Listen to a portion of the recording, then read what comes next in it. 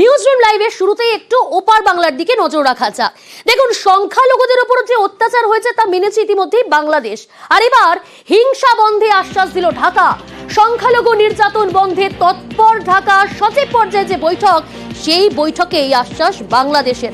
আরো ডিটেল আপনাদের জানাবো। সরাসরি রয়েছে নয়াদিল্লি থেকে মৈত্রী, তাহলে আমরা দেখলাম যে সংখ্যালঘুদের উপর যে অত্যাচার করা হয়েছে তা কার্যত মেনে নিয়েছে বাংলাদেশ।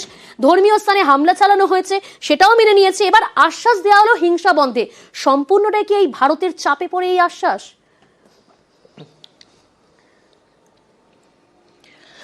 একেবারেই দেখো, গতকাল বাংলাদেশের তরফ থেকে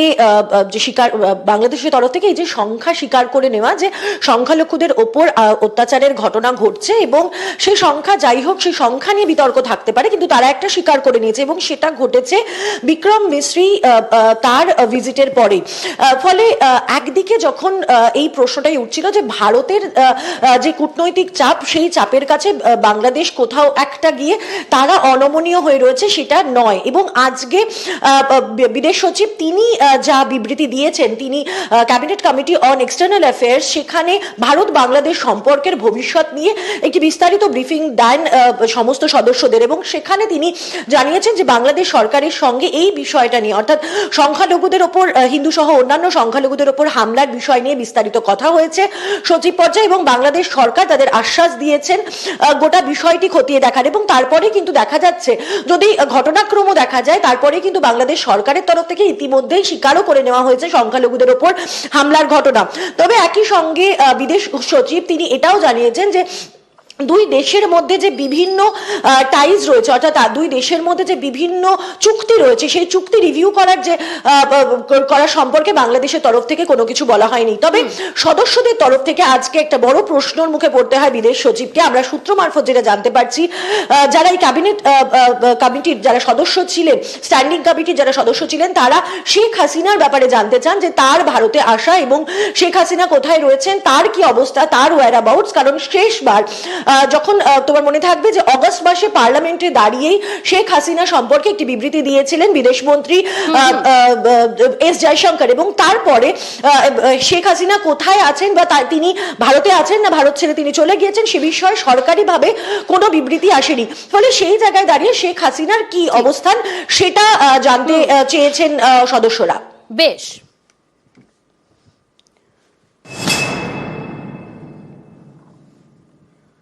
দেখুন, বাংলাদেশে সংখ্যালঘুদের উপর অত্যাচার, নয়াদিল্লির চাপে শেষমেশ স্বীকার করল ঢাকা। বাংলাদেশ সরকারের প্রেস সচিব জানিয়েছেন সংখ্যালঘুদের উপর অত্যাচারের অভিযোগে 88টি মামলা হয়েছে, গ্রেফতার করা হয়েছে 70 জনকে। বিজেপির রাজ্য সভাপতি সুকান্ত মজুমদার এই তথ্য মানতে রাজি নন। তার দাবি, বাংলাদেশে সংখ্যালঘুদের উপর অত্যাচারের ঘটনা এর থেকে অনেক বেশি ঘটেছে।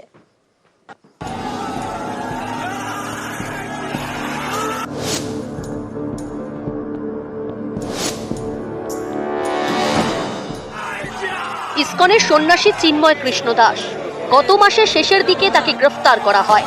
এরপর থেকেই অশান্ত বাংলাদেশ। পদ্মাপাড়ে আক্রান্ত হয়েছে সংখ্যালঘুরা। ভারতের চাপের মুখে শেষমেশ একথা স্বীকার করল বাংলাদেশ। ভায়োলেন্স হয়েছে মাইনরিটিকে টার্গেট করে। 70 জন সোফার অ্যারেস্টেড হয়েছেন এই কয়েকটা ঘটনায়। 88টা কেস হয়েছে। ধর্মীয় পূজা মণ্ডপ, উপাসনালয় কেন্দ্রিক সহিংসতায় আরো মামলা হয়েছে 26টা। যারা যারা বাংলাদেশে এই ধরনের ন্যাক্কারজনক কাজে, যারা এই ভায়োলেন্সে যারা জড়িত, আমরা সবাইকে অ্যারেস্ট করব। বিজেপি রাজ্য সভাপতি সুকান্ত মজুমদারের দাবি, এই তথ্য ঠিক নয়। বাংলাদেশে সংখ্যালঘুদের উপর অত্যাচারের ঘটনা অনেক বেশি ঘটেছে। এতদিন পর্যন্ত বলা ভালো যে বাংলাদেশ এটা অ্যাকসেপ্টই করছিল না যে সে দেশে সংখ্যালঘুদের উপর অত্যাচার হয়েছে। কমসে কম তারা অ্যাকসেপ্ট করেছে, মেনে নিয়েছে যে অত্যাচারটা হয়েছে, কিন্তু যে সংখ্যাটা বলা হচ্ছে আমার মনে হচ্ছে সংখ্যাটা অত্যন্ত কম।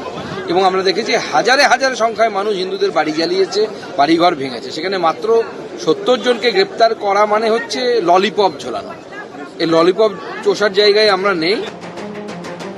ইসকনের সন্ন্যাসী চিন্ময় কৃষ্ণ দাসকে গ্রেফতারের পর থেকে অশান্ত বাংলাদেশ। সংখ্যালঘুদের মারধর, তাদের বাড়িতে আগুন, ভাঙচুর থেকে সংখ্যালঘুদের ধর্মীয় স্থানে হামলার নানা অভিযোগ।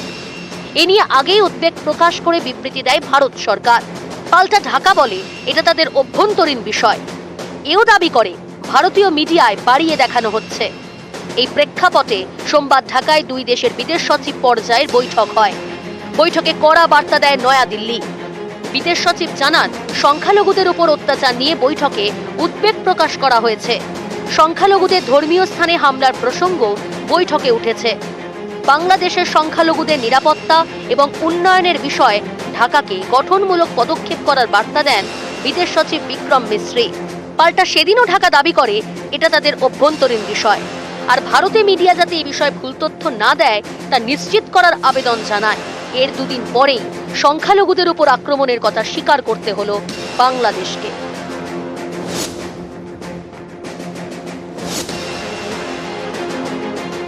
ভায়োলেন্স হয়েছে মাইনরিটিকে টার্গেট করে।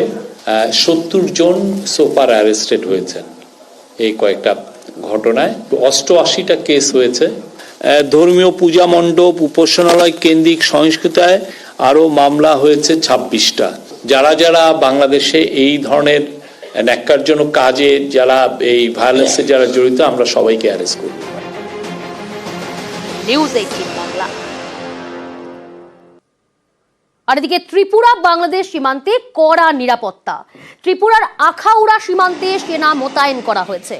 ঢাকা থেকে লং মার্চ বিএনপি যুব মোর্চার।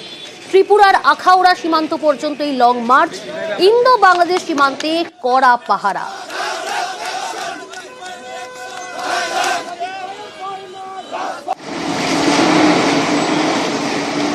कुछ दिनों से ऑलरेडी हम लोग इधर इंटीग्रेटेड चेक पोस्ट अखौरा के पास फिक्स पिकेट लगा दिया है।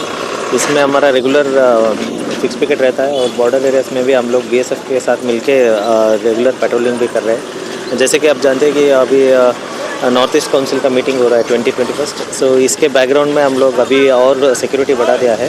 पूरा जो सेंसिटिव एरियाज है, कम्युनली सेंसिटिव एरियाज है, इस सब में पीस रखने के लिए जो चाहिए सभी स्टेप्स हमने ले लिया है। দেখুন, বাংলাদেশের অভিনেতা চঞ্চল চৌধুরীকে নিয়ে জল্পনা। চঞ্চল চৌধুরী সোশ্যাল মিডিয়ায় পোস্টে তার পোস্ট ঘিরেই কিন্তু এই জল্পনা তৈরি হয়েছে। নাম ব্যবহার করে ভুয়ো খবর ছড়ানোর চেষ্টায় সতর্ক বার্তা। সংবাদ মাধ্যমে কোনো বক্তব্য দেননি বলেও দাবি চঞ্চল চৌধুরী। বর্তমানে সামাজিক মাধ্যমে সক্রিয় নন বলেও দাবি করেছেন অভিনেতা।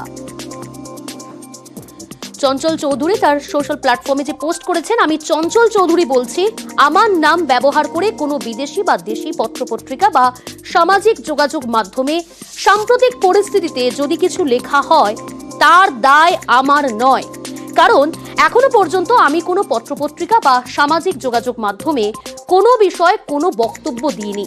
আমি সাধারণ একজন শিল্পী, পেশাগত কারণ ছাড়া কোনো কিছুর সঙ্গে আমার কোনো সম্পৃক্ততা নেই।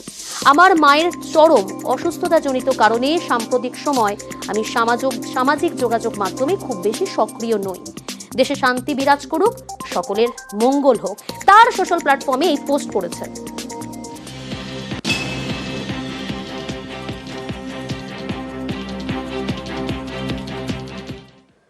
বাংলাদেশে ইসকন ভক্তির জন্য হুমকি। আতঙ্কে বাংলাদেশ থেকে পালিয়ে পশ্চিমবঙ্গের নাবালিকা। উত্তর দিনাজপুরের চোপড়ায় বিএসএফ এর হাতে আটক। প্রাণে বাঁচতে ওপার বাংলা থেকে পালিয়ে এপারে আরো এক যুবক। তিনি ধরা পড়েছেন জলপাইগুড়ির রাজগঞ্জে।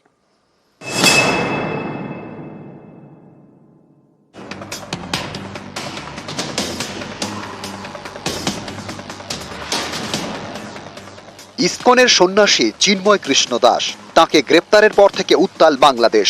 বারবার উঠেছে সংখ্যালঘুদের ওপর হামলার অভিযোগ। আতঙ্কে সেদেশের সংখ্যালঘুরা। প্রাণে বাঁচতে দেশও ছাড়তে হচ্ছে সীমান্ত পেরিয়ে এপার বাংলায়।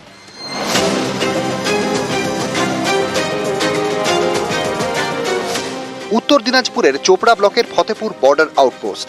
মঙ্গলবার রাতে এখানেই বিএসএফ এর হাতে আটক হয় এক নাবালিকা। তাকে চোপড়া থানার হাতে তুলে দেয় বিএসএফ। নাবালিকা দাবি করে তার বাড়ি বাংলাদেশের পঞ্চগড় জেলায়। তার পরিবার ইসকনের ভক্ত। এ কারণে তাকে বাড়ি থেকে তুলে নিয়ে যাওয়ার লাগাতার হুমকি দেওয়া হচ্ছিল। আতঙ্কে ভিটে মাটি ছেড়ে পালাতে বাধ্য হয়। জলপাইগুড়ির বেলাকোবায় আত্মীয়ের বাড়ি, সেখানে আশ্রয় নিতেই বাংলাদেশ ছেড়েছে। নাবালিকার থেকে ফোন নাম্বার পেয়ে তার আত্মীয়দের চোপড়া থানায় ডেকে পাঠায় পুলিশ। জিজ্ঞাসাবাদের পর নাবালিকাকে জেলা শিশু কল্যাণ সমিতির মাধ্যমে হোমে পাঠানোর ব্যবস্থা করা হয়। তো ওরা তো ওইদিকে ও আমাদের ইসকনের ভক্ত বলে ও টর্চারিং করেছে, তারপর ওকে কিডন্যাপ করবে। প্রাণ ভয়ে একটা মেয়ে এখন কি করবে, তার ও বাধ্য হয়ে তারপরে এখন ওদিক থেকে কাকে দিয়ে যোগাযোগ করে মানে পাঠিয়েছে। জলপাইগুড়ির রাজগঞ্জ মঙ্গলবার রাতে এখানে বিএসএফ এর হাতে ধরা পড়েন এক বাংলাদেশি যুবক। নিজের নাম জীবন বর্মন বলে জানান। দাবি করেন তার বাড়ি বাংলাদেশের রংপুর জেলার ঠাকুরগাঁওয়ে। বাংলাদেশের বর্তমান পরিস্থিতির জেরে প্রাণে বাঁচতে সে দেশ থেকে পালিয়ে এসেছেন বলে দাবি জীবন বর্মনের। আমি একজন সনাতনী, আমাদের হিন্দুদের উপর অনেক টর্চার হচ্ছে, যার কারণে আমি বাংলাদেশ থেকে ইন্ডিয়াতে আসি। নিউজ 18 বাংলা।